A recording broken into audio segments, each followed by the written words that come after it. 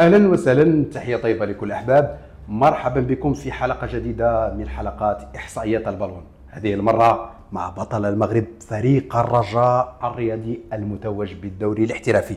كباقي الانديه الوطنيه خاض 30 مباراه، حقق مجموعه من الارقام ومجموعه من الامور خلال هذا الموسم.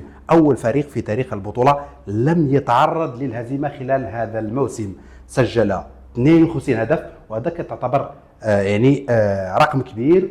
وافضل خط هجوم سجل عليه 15 هدف، وكذلك تعتبر افضل خط دفاع خلال الموسم. 6 ضربات جزاء سجلت جميعها. بالنسبه للحارس انس الزنيتي 17 لقاء بشباك نظيفه. هدف الفريق يسري بوزوق 14 هدف، منها 5 ضربات جزاء، وكتعتبر من افضل العناصر خلال هذا الموسم، او نقدروا نقولوا افضل عنصر، افضل محترف خلال الموسم الفارط. وهو في نفس الوقت افضل ممرر ب8 تمريرات حاسمه. فريق الرجاء شارك ب 19 لاعب فقط، رقم كيبقى رقم صغير مقارنه بالاحصائيه ديال فريق النهضه بركانيه اللي شارك ب 29 لاعب.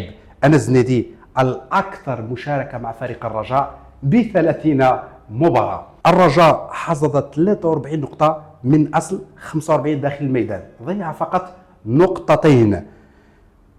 اقل فريق سجل في مرماه خارج الميدان 10 اهداف فقط اللي تلقات الشباك ديالو خارج الميدان.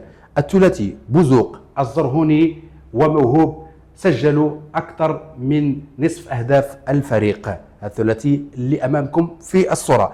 الرجاء كذلك سجل ربع اهدافه في الفتره ما بين الدقيقه 76 والدقيقه 90، ونصف اهدافه كانت بين الدقيقه 61 و90 دقيقه. هذه الارقام تتعلق بافضل فريق خلال هذا الموسم اللي هو فريق الرجاء الرياضي اللي توج بالازدواجيه، بطل المغرب على مستوى البطوله وكذلك بطل كاس العرش.